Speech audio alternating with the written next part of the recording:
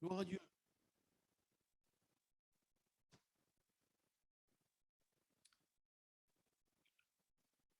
Est-ce qu'il y en a au milieu de nous qui suivent le Tour de France? Le Tour de France, tu ne sais pas ce que c'est? D'accord.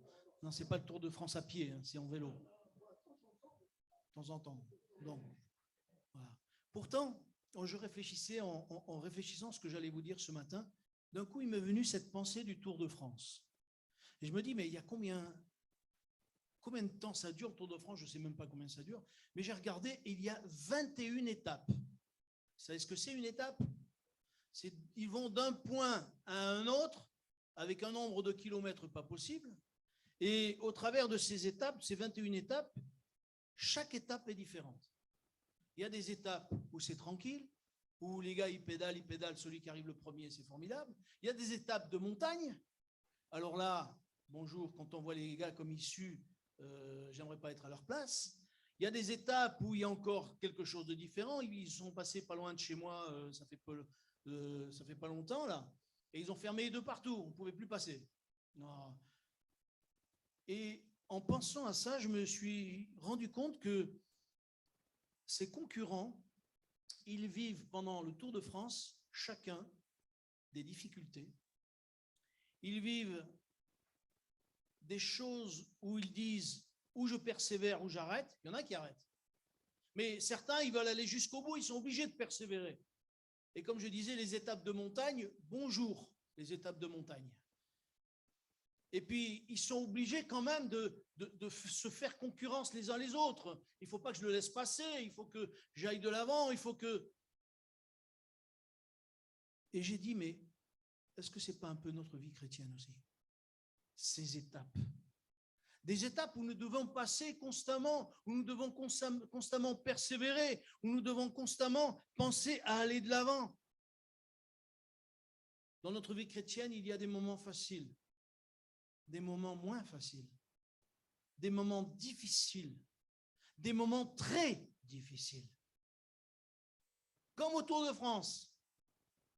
La seule différence, c'est qu'eux, ils vont et ils courent pour un but, de l'argent, un bouquet de fleurs, un maillot vert, un maillot jaune, un maillot à pois, un maillot blanc.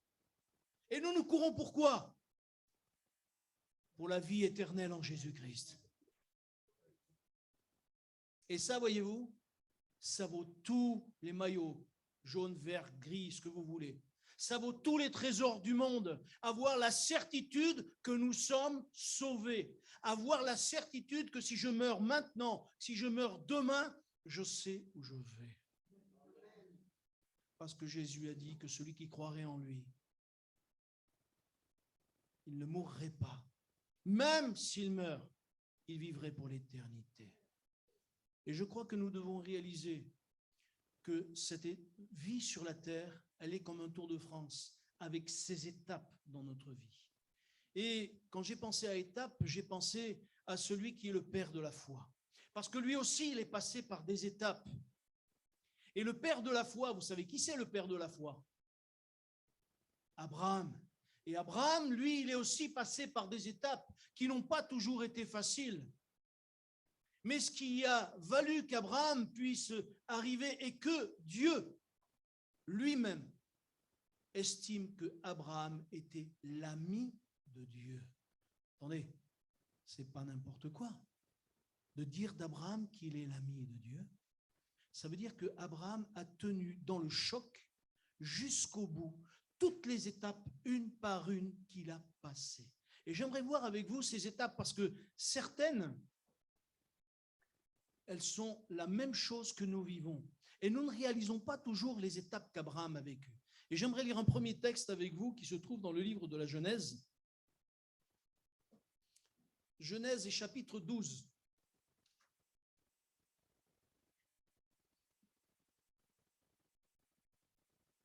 Pas trop long non plus, hein, parce que j'ai peur qu'après vous vous endormiez.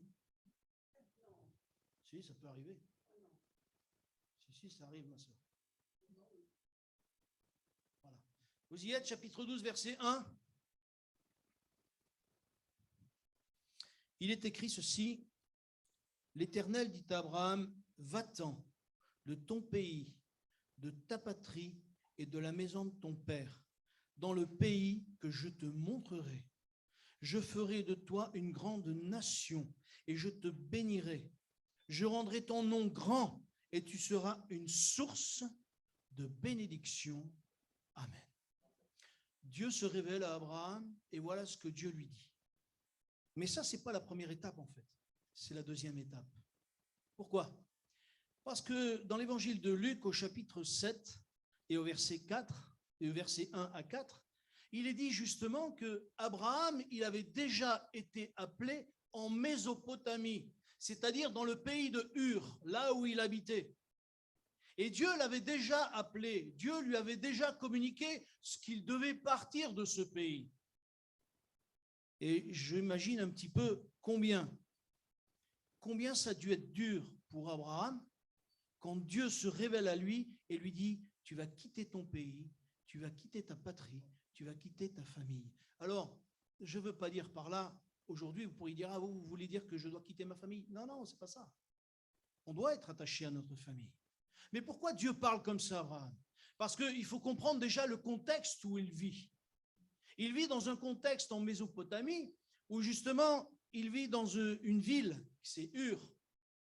Et dans cette ville de Ur, il y a des gens qui adorent un dieu, le dieu lune, un dieu lunaire qu'on appelle. Et ce dieu lunaire, en fait, c'était comme un bouc qui était debout.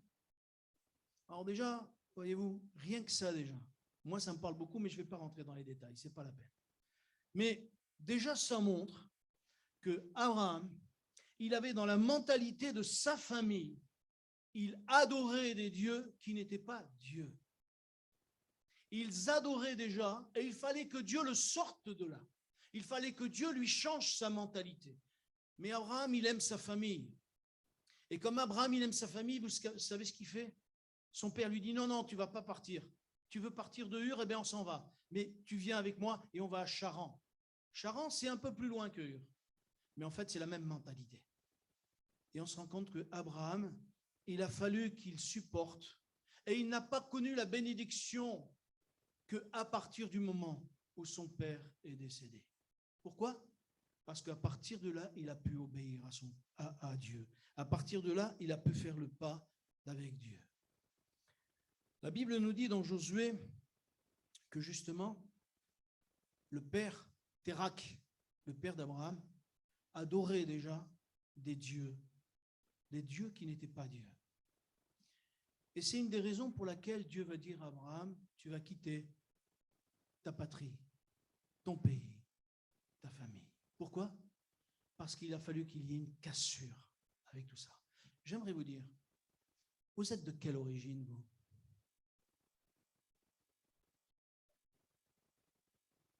Vous êtes française, ma sœur? D'accord. Madagascar, très bien. Alors moi, je vais vous dire, je suis français, d'origine espagnole, né en Algérie. Je suis quoi? Pied noir, bien. Bien, vous connaissez, c'est bien. Mais avant tout, je suis chrétien. Avant tout, je suis fils de Dieu. Je ne suis pas d'abord français, je ne suis pas d'abord espagnol, je ne suis pas d'abord pied noir. Bien sûr, je suis tout ça. Mais aujourd'hui, je suis attaché au ciel. Et le problème, c'est que des fois, nous nous attachons à nos origines. Je suis ceci, je suis cela, je suis... Moi, je ne suis pas tout ça. Oui, je suis, parce que c'est dans mon corps, c'est mon père, il était espagnol, il s'est fait français, mais il est espagnol au fond de lui-même. Hein, il a envie de retourner en Espagne à 90 ans, bien sûr, tout seul en plus. Mais ce n'est pas possible. Mais dites-moi, quand Jésus va revenir, qu'est-ce qu'on va dire? Ah non, Seigneur, mais moi je suis français, ou je suis espagnol, ou je suis italien, ou je suis portugais, ou je suis albanais, ou je ne sais pas, moi. Avant tout, je suis chrétien. Il n'y a pas sur ma carte d'identité, il n'y a pas chrétien. Mais dans la carte d'identité de mon cœur, je suis avant tout chrétien. Et moi, je suis étonné des fois qu'il y ait des frères et sœurs qui revendiquent, oui, mais moi, je suis africain, ou je suis espagnol, ou je suis... Non, d'abord, je suis chrétien. Ça, c'est mes origines, si je puis dire. Parce que, non pas parce que je suis, mais parce que Jésus m'a fait devenir chrétien. Et aujourd'hui, je veux toujours réaliser, tous les jours, je veux réaliser que Jésus-Christ a payé le prix pour moi. Il a payé pour que je passe de la mort à la vie, que je passe du royaume des ténèbres, parce que lorsqu'on est loin de Dieu, on est dans le royaume des ténèbres. On est dans le royaume de l'idolâtrie. Moi, je me rappelle que j'avais ma grand-mère qui croyait en Dieu. Mais elle ne savait pas trop. Déjà, elle ne savait pas, la pauvre, elle ne savait pas lire et écrire. Alors on lui disait, il faut croire ça, elle croyait, elle mettait à la Vierge et elle mettait des cierges ou je ne sais pas trop quoi. Excusez-moi, peut-être je vais choquer quelqu'un, mais ça n'a jamais changé sa vie. Le jour où j'ai vu ma grand-mère changer, c'est le jour à 84 ans où elle a dit oui à Jésus-Christ. 84 ans. Et 3 jours avant de mourir. 3 jours avant de mourir. Là, j'ai vu ma grand-mère différente. Mes sœurs, mes frères, j'ai entendu ma grand-mère prier juste avant de mourir. On aurait dit que c'était une chrétienne de 20 ans. Elle a prié avec une facilité. Elle a loué le Seigneur avec une facilité. Elle s'est couchée, elle s'est endormie, elle ne s'est plus réveillée. Quand j'ai vu ça, j'ai dit, Seigneur, elle est auprès de toi. Ça, j'en suis sûr. Je la reverrai dans le ciel. Pourquoi je dis ça? Je dis parce que c'est pour ça que Dieu a dit à Abraham. Et ça, c'est la première étape. Et vous savez, on ne peut pas rester avec notre nature. On ne peut pas rester. C'est pour ça que Jésus va dire à Nicodème, si tu ne nais de nouveau, tu ne peux pas voir le royaume de Dieu. Si tu ne deviens pas une nouvelle créature, tu ne peux pas voir le royaume de Dieu. Alors Nicodème va dire, mais je ne vais pas rentrer dans le sein de ma mère pour ressortir comme un homme d'un certain âge. Il n'avait rien compris, lui, il voyait les choses charnellement. Mais ce que Dieu voudrait, c'est que dans nos cœurs, il y ait du changement. Et ça, c'est la première étape. Lorsqu'on accepte Jésus comme son sauveur, s'il n'y a pas un changement dans nos cœurs, nous sommes en danger. Dans cette première étape, si nous n'acceptons pas Jésus-Christ et qu'on ne lui dit pas, Seigneur, viens changer mon cœur, viens changer ma vie, nous ne sommes pas chrétiens. Ma belle-mère, quand je l'ai connue, les belles-mères, hein. Mais j'aime bien ma belle-mère. J'ai rien à dire, la pauvre. Elle est gentille comme tout. Très religieuse. Et maintenant, elle dit, gloire à Dieu, je prie. Je ne reviens pas qu'elle dise gloire à Dieu. Jamais j'avais entendu dire gloire à Dieu. Jamais. Et elle commence à changer petit à petit. Mais au début, Seigneur, pardon, elle était menteuse. Comment on peut se dire chrétien et être menteur? Comment on peut se dire chrétien et dire des mensonges? Comment on peut se dire chrétien et louvoyer comme ça? Non, ce n'est pas possible ça. Ça veut dire qu'à l'intérieur du cœur, il y a un changement qui n'est pas fait. Comment on peut se dire chrétien et dire non, mais j'ai raison de me mettre en colère? Non, on n'a pas raison de se mettre en colère. Je sais, je vous parle en connaissance de cause. Lorsque je me suis converti, excusez-moi, je parle encore de moi. Lorsque je me suis converti rue Robert à Lyon. Et les jeunes me connaissaient tellement qu'ils avaient peur. Un jour, ils ont voulu essayer de me faire un petit coup. C'est mon frère qui était dans le coup, lui aussi. Il m'a fait un petit coup. Et quand je me suis levé, tout le monde est parti. Fou! Mon frère, il dit, mais ils sont dans tous, ils ne mettent pas, même pas à te mettre par terre. Je dis, c'est pas de ma faute. Ils avaient peur parce qu'ils savaient que j'étais violent. Non, Robert violent. Si. Mais c'est Dieu qui change notre cœur.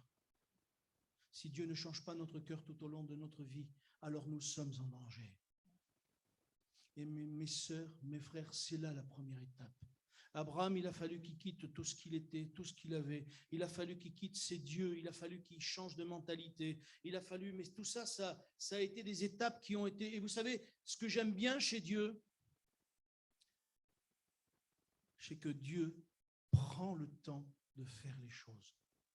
Dieu ne nous bouscule pas. Dieu ne va pas nous dire « Alors, tu n'as pas encore avancé, toi? Ah, mais tu es encore comme ça avec ton sale caractère? Tu es encore comme ça avec ton mensonge ?» Dieu, il n'est pas comme ça. Et c'est ce qui est arrivé à Abraham. Abraham, petit à petit, lorsqu'il a quitté son pays, eh bien, il a vécu des moments difficiles. Et c'est ça qui, petit à petit, va faire qu'Abraham va changer. C'est là que petit à petit, Abraham va devenir une nouvelle créature. Au point que, non seulement Dieu lui parle de partir, et Abraham va obéir. Dites-moi, si Dieu vous demande quelque chose, est-ce que vous allez obéir? Il y en a qui font oui de la tête. Merci mon frère de dire j'espère. Merci mon frère de dire j'espère. Parce que je peux vous dire qu'il y en a, quand le Seigneur leur a dit quelque chose, ils ont dit non. Après, ils l'ont fait. Mais au départ, ils ont dit non. Tandis qu'Abraham, lui, il a obéi. Lui, il a fait ce que Dieu lui a demandé. Et moi, j'aimerais vous dire, mes sœurs, mes frères, si un jour Dieu vous parle, un jour Dieu te parle, dis Seigneur, aide-moi à t'obéir. J'arrive pas peut-être. Peut-être que ça va être difficile pour toi d'obéir. Peut-être que ça va être difficile quand Dieu va te demander quelque chose. Ça va être difficile, mais peut-être qu'il va falloir que tu dises à Dieu, aide-moi à t'obéir. Aide-moi à aimer mon ennemi. Aïe, aïe, aïe. Aide-moi à aimer mon frère qui est pénible. Non, ne regardez personne.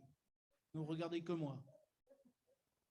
Eh oui, mais c'est ce que Dieu nous demande. Et ce qui va se passer avec Abraham, c'est qu'Abraham, à un moment donné, il va y avoir une famine dans le pays. Et comme il va y avoir une famine dans le pays, qu'est-ce qu'il va faire? Il va partir. Au lieu de rester, alors que lorsque Dieu s'est révélé à lui, la première chose qu'il a faite, c'est bâtir sa communion avec Dieu. Il a monté un autel et puis après, il a monté un deuxième autel, comme quoi qu'il avait soif de Dieu. Et je sais qu'ici, plusieurs d'entre nous ont soif de Dieu.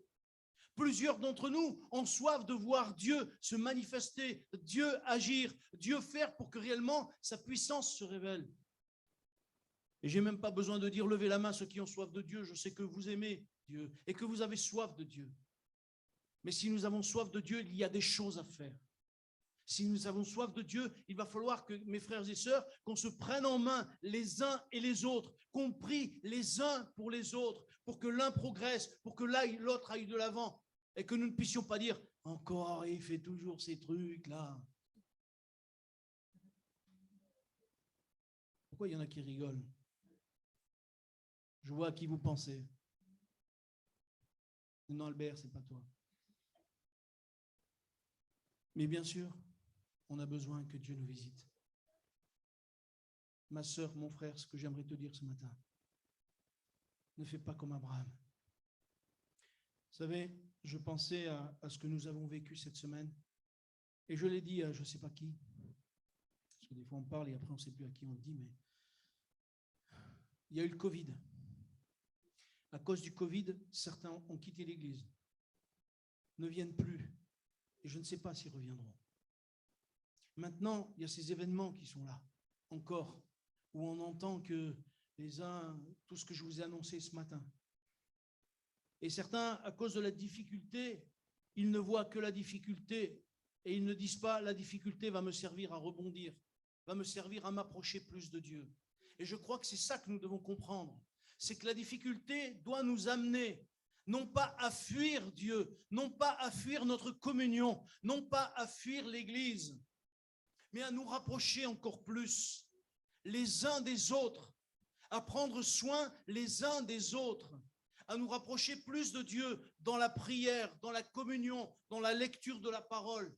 Parce que si nous ne faisons pas ça, l'Église est en danger. Nous sommes en danger.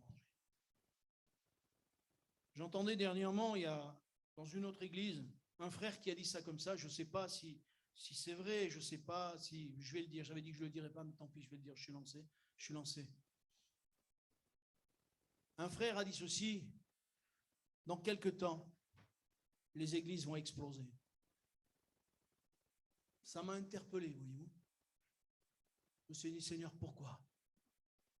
Pourquoi ça va exploser? Et je me suis interrogé. Mais parce que nous prenons compte de tout ce qui nous entoure et nous ne regardons pas Jésus-Christ. Et c'est pourtant à lui que nous devons regarder. Quelles que soient les circonstances, il faut réaliser qu'il revient bientôt et il faut que je sois prêt. Il faut que je sois prêt. Moi le premier.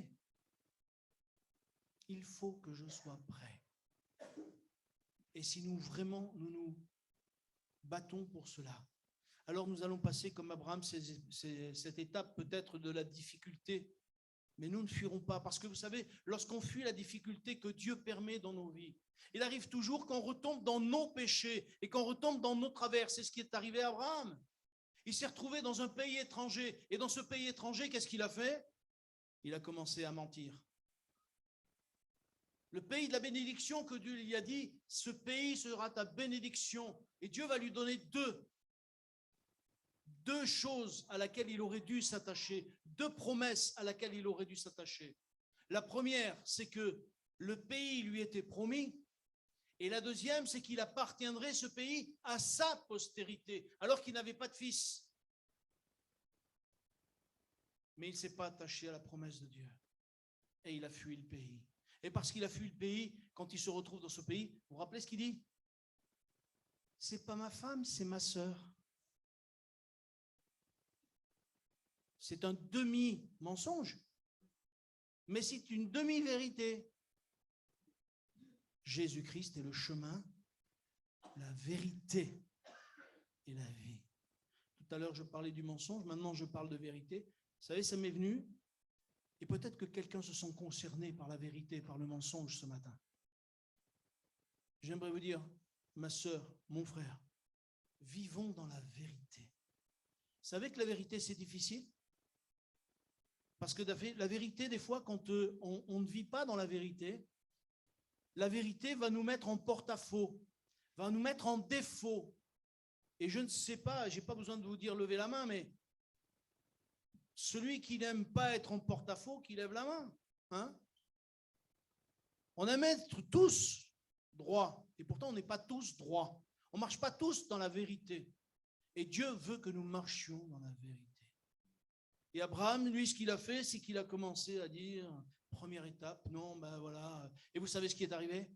Le roi d'Égypte s'en est rendu compte parce qu'il avait pris sa femme, si vous vous rappelez de ce texte, il avait pris la femme d'Abraham en tant que femme pour lui.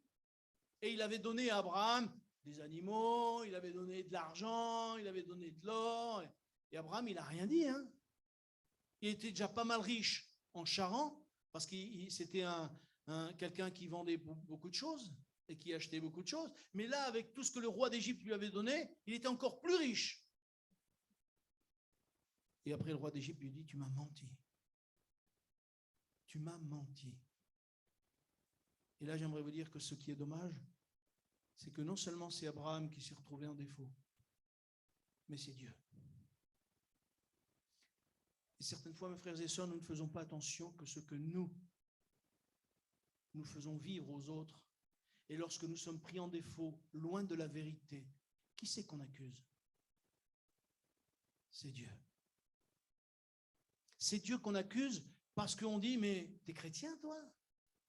Toi, tu es chrétien et tu mens? Toi, tu es chrétien et tu voles? Toi, tu es chrétien et tu agis si mal? Parce qu'eux, ils peuvent se permettre. Ils ne sont pas chrétiens. Mais nous, ils ne nous feront pas de cadeaux. Et c'est pour cela que, mes sœurs, mes frères, il nous est important de faire attention à ce que nous vivons. Parce qu'Abraham, dans cette étape, il l'a appris. Il a appris justement que ce n'était pas très bien ce qu'il avait fait, puisque justement, il avait bafoué, j'allais dire, il avait déshonoré quelque part le nom du Seigneur. Dans son obéissance à vouloir partir, il a pris avec lui son neveu Lot. Et moi, je me suis toujours demandé, est-ce qu'il a bien fait de prendre son neveu Lot? Pourquoi Abraham a pris son neveu Lot? Lorsque je réfléchis un peu sur le texte, je me dis une chose, c'est que Abraham avait un esprit de famille, voyez-vous. On voit qu'Abraham, il aime la famille, puisqu'il respecte son père, il obéit à son père. son père lui dit on va à Charan, il obéit à son père. Il ne part que quand son père est décédé. Alors là, il obéit à Dieu. Il ne va pas avec son frère, parce qu'il s'appelle comment déjà? J'ai oublié le nom du frère. En fait, ça ne veut rien dire pour nous le nom qu'il porte, le frère. Nachor. Nachor. Nachor, ça veut dire renacle. Vous savez ce que c'est renacler? Non? Ben, renacler, c'est renifler avec mécontentement.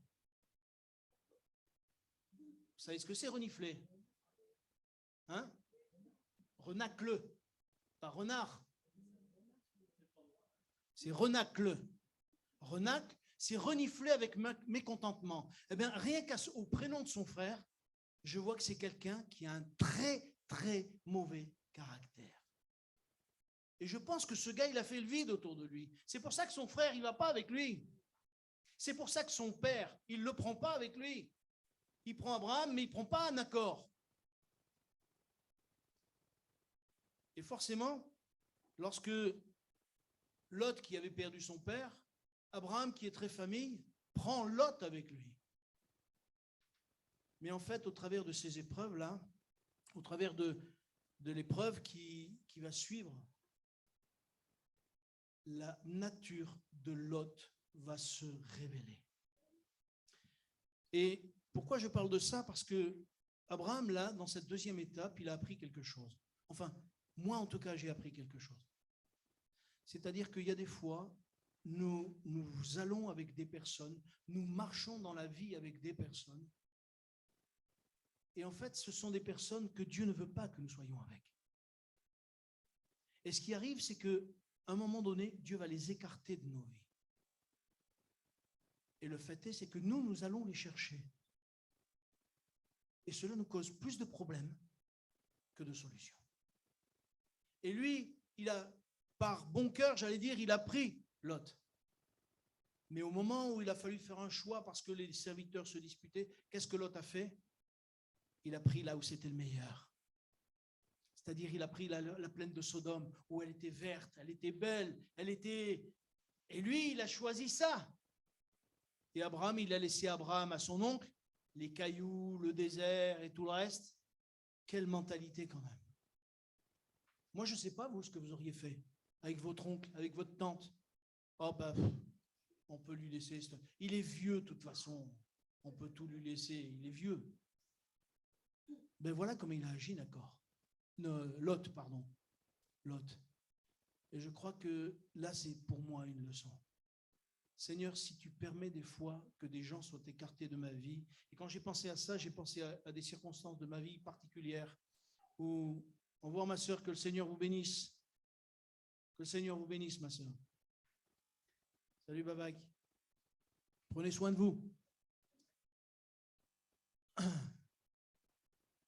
J'ai pensé à des situations particulières où un jour j'ai voulu aider une personne. C'est un frère que j'aimais beaucoup. Je l'ai connu au début de ma conversion. Et ce frère, souvent, il était comme ça, quoi. Et chaque fois qu'il était en bas, il venait me voir. Et moi, j'essayais de le remonter. Et chaque fois que j'essayais de le remonter, il m'enfonçait. Tellement il avait un moral extraordinaire.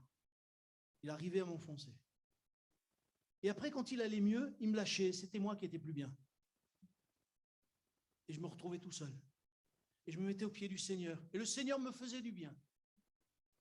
Et quand j'étais bien, il venait me chercher. Parce que lui, il était plus bien. Et donc, il m'enfonçait. Et ça a duré 3-4 fois comme ça.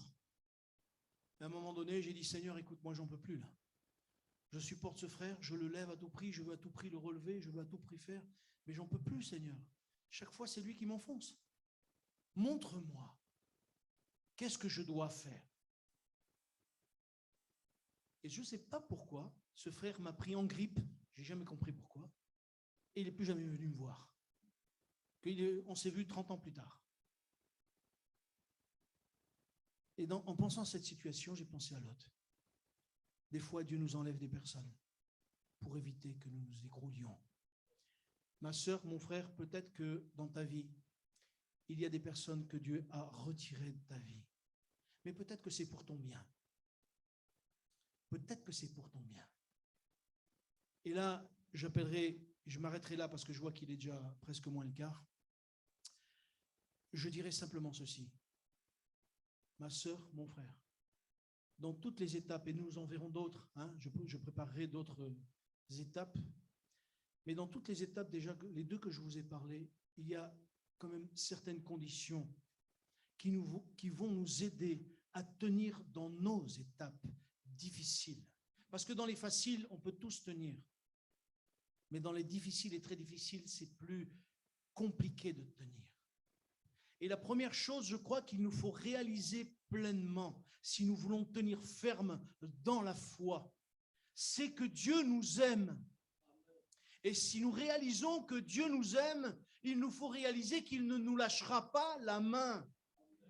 Le nombre de fois où Dieu dit dans sa parole, je suis avec toi. Le nombre de fois où Dieu dit, je t'aime, ne crains rien, je suis derrière toi, je suis devant et derrière toi. L'ange de l'Éternel campe autour de ceux qui le craignent. C'est une réalité. Au chapitre 41, Dieu dit, d'Ésaïe, il est dit que justement, j'ai été te chercher au loin et je suis avec toi. Ne crains point. Et je crois que si nous repassons ces paroles dans nos cœurs, nous allons réaliser que Dieu nous aime. Et quelles que soient les étapes, ma soeur, mon frère, de ta vie où tu passes, où c'est difficile, Dieu t'aime, il ne te lâchera pas. L'essentiel, c'est que toi, tu ne lâches pas sa main. L'essentiel, c'est que toi, derrière, tu ne puisses pas dire, ah oui, mais je n'ai pas l'impression que Dieu m'aime. Je retourne en pays comme il a fait Abraham. Il est retourné au pays d'Égypte. C'est quoi le pays d'Égypte dans la parole de Dieu? C'est le monde.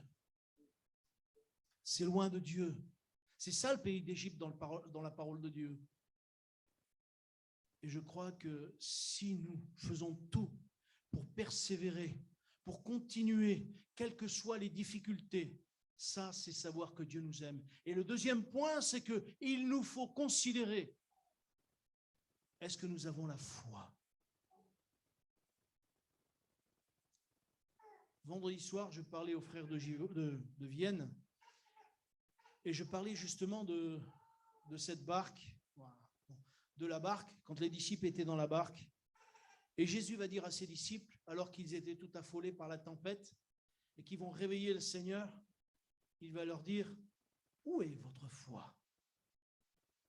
Et la question qu'il faut se poser à chaque instant de notre vie, à chaque moment où on a l'impression que Dieu n'est plus avec nous, à chaque moment où on a l'impression que réellement on se bat tout seul, où est ma foi? Est-ce que ma foi, elle est seulement dans les bons moments? Eh bien, c'est là que ma foi doit être, dans les mauvais moments. J'ai confiance en mon Seigneur. On le chante, ça. On chante des tas de choses merveilleuses. Ce matin, vous avez chanté des tas de choses merveilleuses. Est-ce que vous avez réalisé ce que vous avez chanté? Oui? Des fois. Merci, ma sœur. Des fois. On chante, j'ai confiance en mon Seigneur le long du chemin. Est-ce que j'ai confiance en mon Seigneur? Je passe par la difficulté. Est-ce que j'ai confiance en mon Seigneur? Je passe par des moments où vraiment j'arrive à douter de Dieu. Est-ce que j'ai confiance en mon Seigneur? Dieu est fidèle. Dieu n'est pas un homme pour mentir. Et parce qu'il n'est pas un homme pour mentir, ce qu'il nous faut comprendre, c'est que si nous sommes dans des moments un peu particuliers, c'est que nous sommes dans une des étapes par lesquelles Abraham est passé. Et nous en verrons d'autres. Et j'aimerais vous dire, cette étape, peut-être, elle est comme ceux du Tour de France qui ont attaqué les Alpes et que les gars, ils sont arrivés, ils étaient complètement défaits. Certains, on voyait qu'ils avaient tellement de fatigue sur le visage, on aurait dit qu'ils avaient perdu 10 kilos. Peut-être qu'ils ne les avaient pas, mais peut-être, ma soeur, mon frère, tu te trouves dans ces moments difficiles et tu pédales dans la semoule. Peut-être que tu pédales dans la semoule. Aie confiance en ton Sauveur. Il est ton Sauveur. personne ne te retirera de sa main. Même le diable ne peut pas te retirer de sa main. Le seul qui peut te retirer de sa main, ouais, c'est toi. Le seul. Mais si tu dis, je tiendrai, Seigneur, je veux tenir jusqu'à ce que la délivrance vienne, Dieu le fera. Vous l'avez bien compris, s'il vous plaît? Tu es notre Père et je veux te bénir pour ta parole, qui nous montre que nous ne sommes pas les seuls à avoir galéré ou avoir vécu des problèmes et des difficultés. Mais une chose est sûre, Seigneur, c'est que tous ceux qui ont tenu ferme avec toi dans la difficulté, tu les as aidés dans les étapes de leur vie, quelles qu'elles aient été. Tu as voulu les faire grandir, les faire progresser, et tu as tout fait, Seigneur, pour qu'ils tiennent, et ils ont tenu. Alors aide-nous, s'il te plaît, bénis ton peuple et bénis ton peuple encore afin qu'il tienne ferme avec toi, afin que sa foi soit ferme, afin que son amour pour toi soit ferme, Seigneur. Je te le demande, mon Père, dans le nom de Jésus, bénis ton église de Givors et renouvelle les forces de chacun, que personne ne puisse être découragé, que personne ne puisse se laisser aller, mais que réellement, Seigneur, retournant à ta parole, à les promesses que tu donnes, tu accompliras ton œuvre. Seigneur, je te le demande dans le nom de Jésus et je te dis merci pour ta fidélité. Amen. Gloire à Dieu, que le Seigneur vous bénisse et je vous dis à mardi.